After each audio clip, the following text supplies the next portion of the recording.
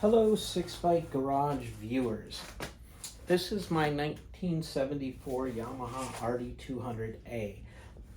This June, I'm hoping to take it for about a 150-mile ride one way to Tieton, Washington, and then back over the Chinook Pass. Before I do that, there's a few jobs I'd like to take care of. One, I've got some leaky fork seals, so I'm hoping to replace those and get that fixed. My clutch slips a little bit when it's cold. After that, it tends to be fine, but I have new clutch discs, so I think I'm going to swap that out finally, see if it takes care of it. I'm hoping to get new rubber for the tires as well. And then the last thing, I need a way to carry some luggage. So I have these old saddlebags, just throw over saddlebags. And they seem like they work fairly well, but I'm a little bit worried because when I've used them in the past, they've had a tendency to want to sag in. So I want some sort of additional support to keep them from going into the suspension. And while I'm not much of a fabricator, I have some ideas. I'm going to try and take this steel tubing and bend myself a rack that I can bolt on at 3 points to give it some support and hold it out to the side. I don't know how it's going to go, and I might fail, but we're going to give it a shot.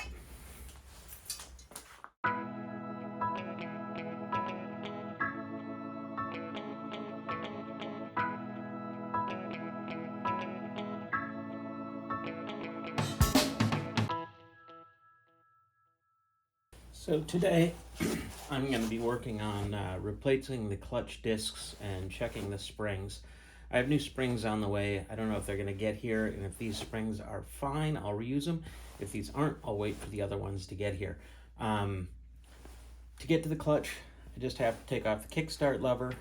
I have to disengage the auto lube from the cylinder head, and there's a series of screws around the outside. I'll pop these off as well so you can see the auto lube unit. But I think I can leave that all connected and just sort of set it aside while I take care of the clutch. But before I do all that, I have to drain the transmission oil. I just had it running to get it warmed up.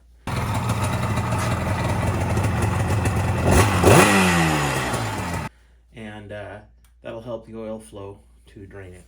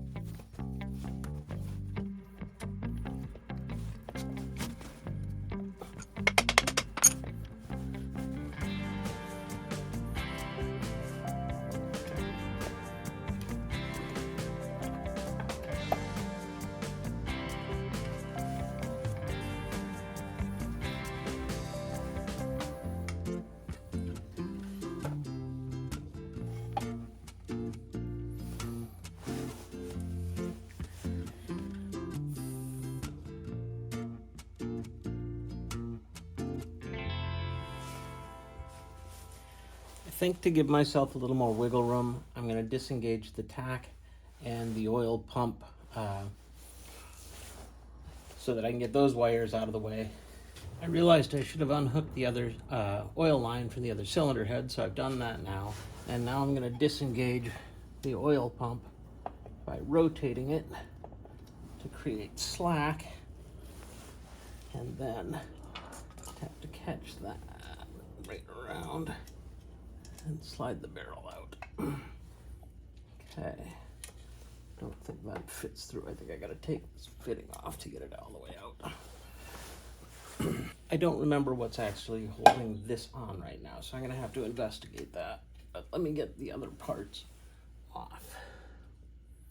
So with the little fork holder off there, this whole assembly should slide out, but it doesn't really seem to want to. So I'm disinclined to force it, and I think that I can get stuff out of the way enough. I think I might get a bungee or something to just kind of hang this up a little bit, and I can access the clutch. So unfortunately, when I was pulling the cover off, I pulled the kickstart shaft out far enough to disengage the spring. And when I'm trying to re-engage it now, I'm having issues. And I think previously I wasn't planning to take the whole clutch boss off because I was just going to replace the plates and possibly the springs. But now I think I have to because I can't seem to get this hooked on. I think it needs to wind in further before I can hook it on, and I don't have the clearance with the clutch boss there. So that's unfortunate. Hopefully I can get the clutch boss off without too much trouble. And for now, I'm just going to work on these springs.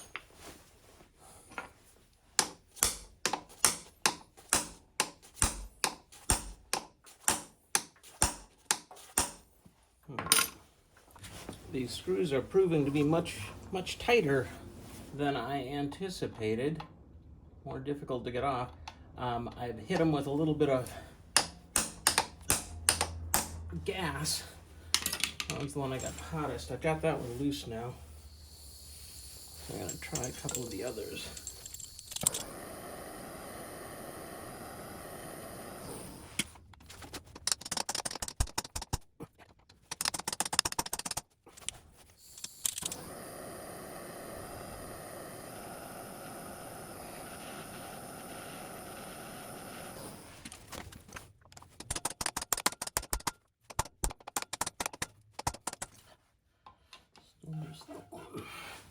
So that proved a lot more difficult than I thought it ever would be. I ended up having to use a Dremel to cut a slot into 3 of the 5 screws, which means I'll have to place another order, which is very unfortunate, but at least they're all loose now.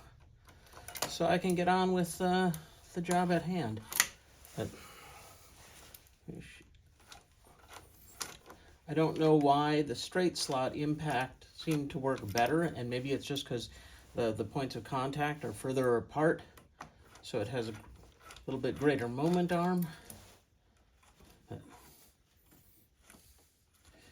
But that was work.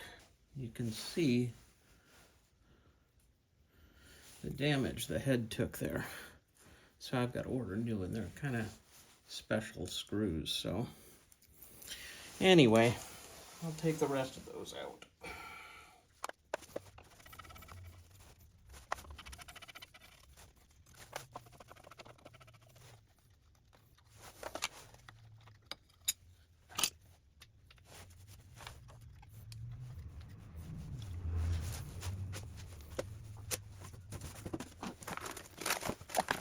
This clutch is a little bit unusual in that between it has these cushions. I'm not 100% sure if they're supposed to sit on those or in front of them.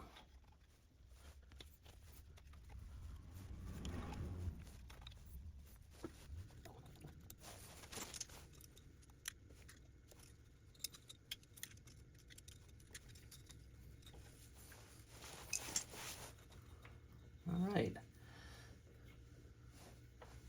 Pull that out.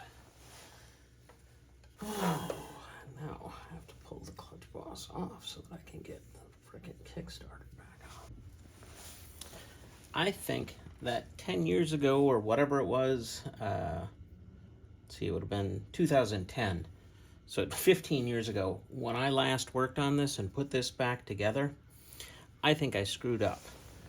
I was just looking at the manual, and it's supposed to be driven cushion plate, driven cushion plate, and that is not the order that it was in there. It also says the thickest plate is supposed to be back against the clutch boss, and that is not what I had either. So I think that's might have been why it was slipping. So I'm going to have to get the micrometer out and check the measurements on these. Anyway, still have to get this off, so I'm going to do that.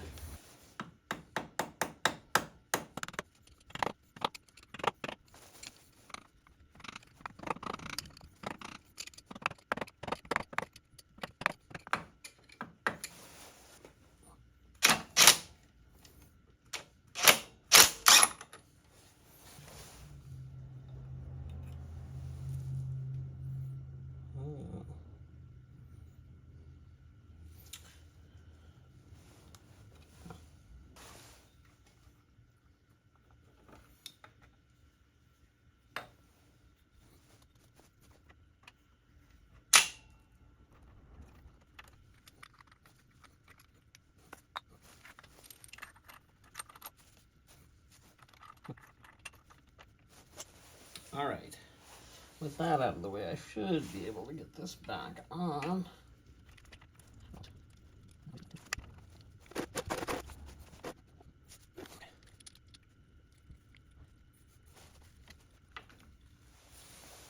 All right, I need to look at the manual. I think this, I think it has to sit in this slot right there. And then this has to hook down around. So I just got the Kickstarter back in, but now that I know what's going on, I took it back apart so I could show you. This was too tight there, and so there's a little groove this fits in. I'll get a picture in a minute. And then this has to be on the other side of it, and this pin had slipped. So when this was in the groove, this wouldn't seat behind it, and I couldn't get it all the way in. Once I realized that and shifted that pin, the whole thing slides in where it's supposed to be.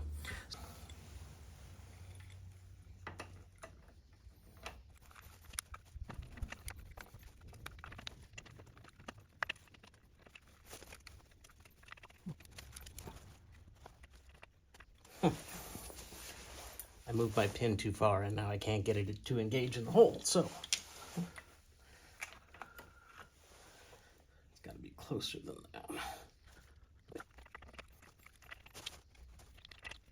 I should have left it when I had it. All right, I'm going to turn off the camera and fiddle with it a while and get it again. For reasons I don't understand, that's easier to do with the camera off. But I've got it in now. You can see the spring is engaged. I don't know if you can see the gear all the way at the back, but as I rotate this, that gear pulls out, hits the idler, and spins the shaft there to engage the kickstart. Now it's all working smooth the way it's supposed to. Okay, I can start putting this back together.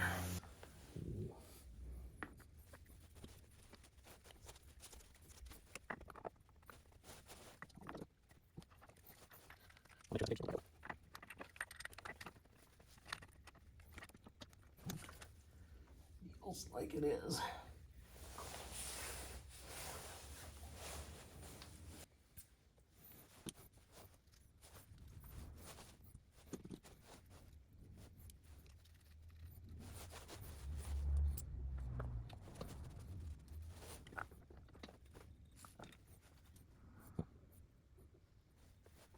Something doesn't feel right here.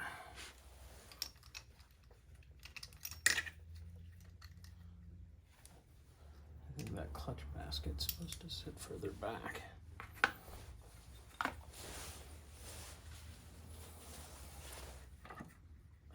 There it goes.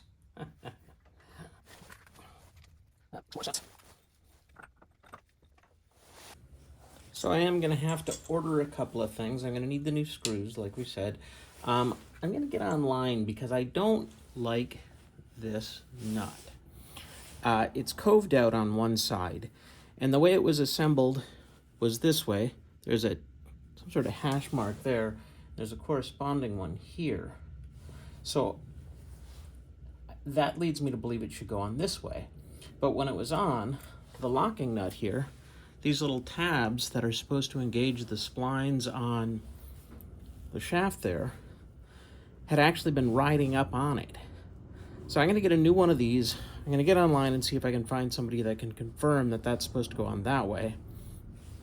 And in the meantime, I'm going to check the parts that I've got. I'm going to check the springs. I'm going to check the plates. There it is. So I've got my digital gauge. If I open that up, tap it down, it says 3.93, which is well within tolerance. And that says 3.97, 3.90, 3.98. New, these are supposed to be 4 millimeters, and the wear limit is 3.7. So that leads me to believe these may be fine. I'm going to go through and check all of them. Well, that one reads 4.12. Huh.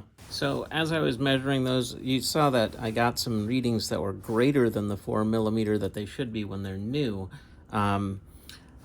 There's a little bit of I realized there's a little bit of an edge built up on the outside. And if I measure from the inside, I was getting some numbers that are smaller.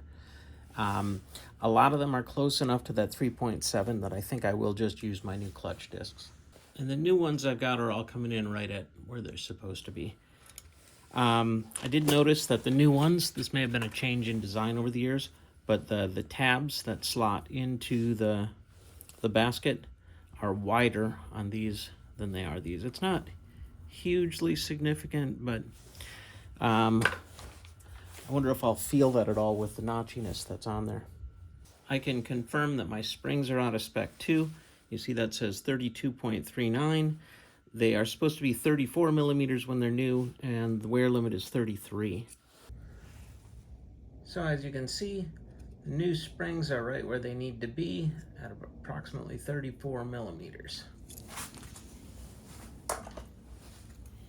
Yay, I can finally get back to taking care of my clutch. I had ordered a new lock washer and they sent me the wrong one.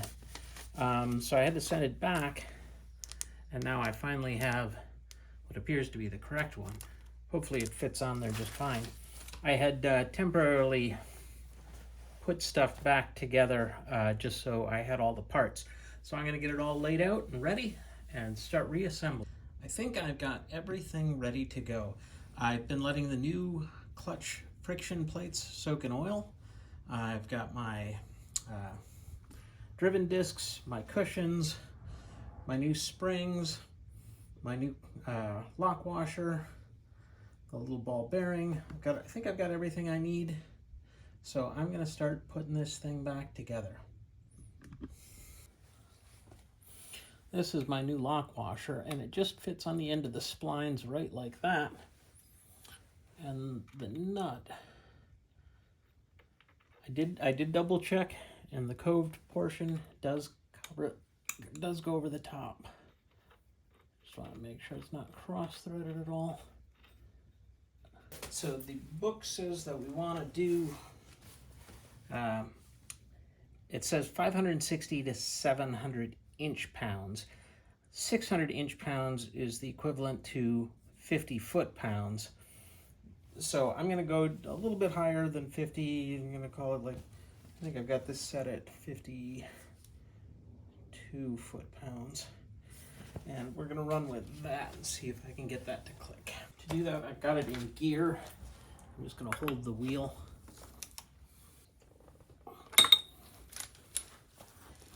Hold the rear brake, actually.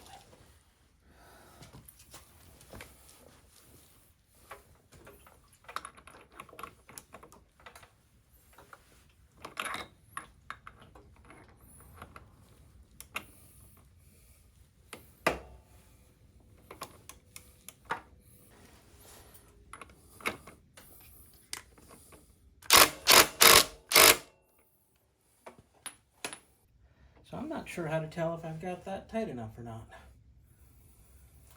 If I could lock these two things together, I'd be good. But I don't have a tool or something that just could hold this. So after a brief delay, we are back. I've got myself a clutch holder tool. Just need to see this is gonna work, if I can get enough force on this thing.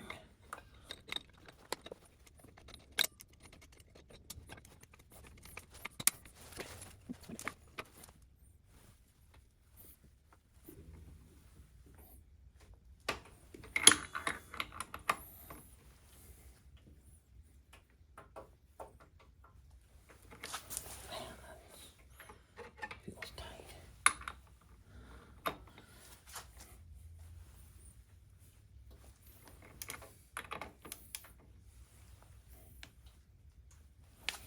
I don't like that.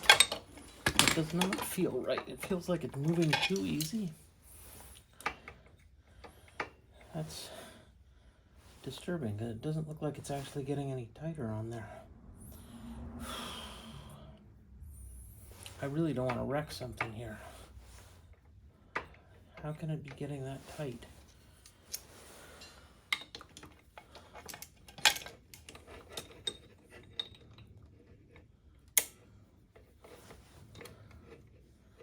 Doesn't make sense.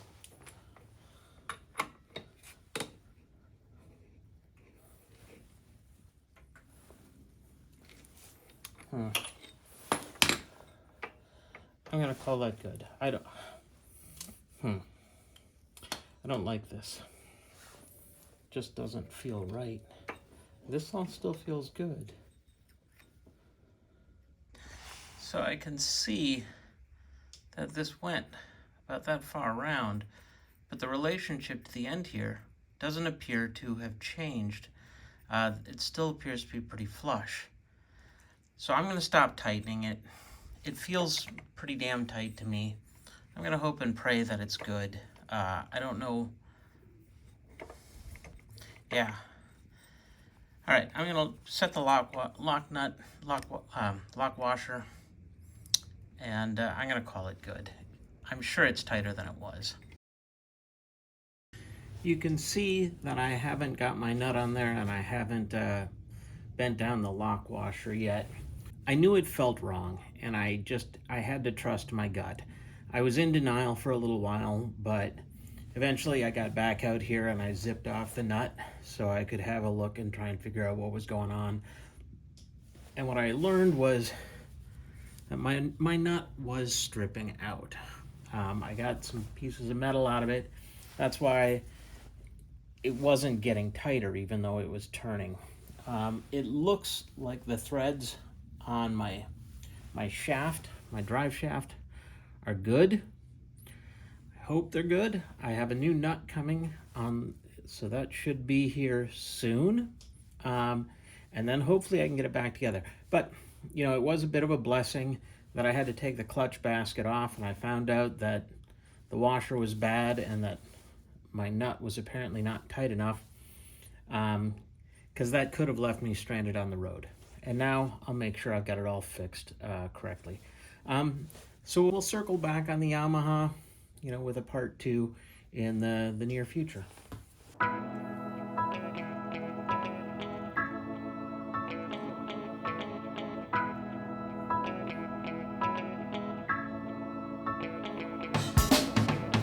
As always, thanks for watching.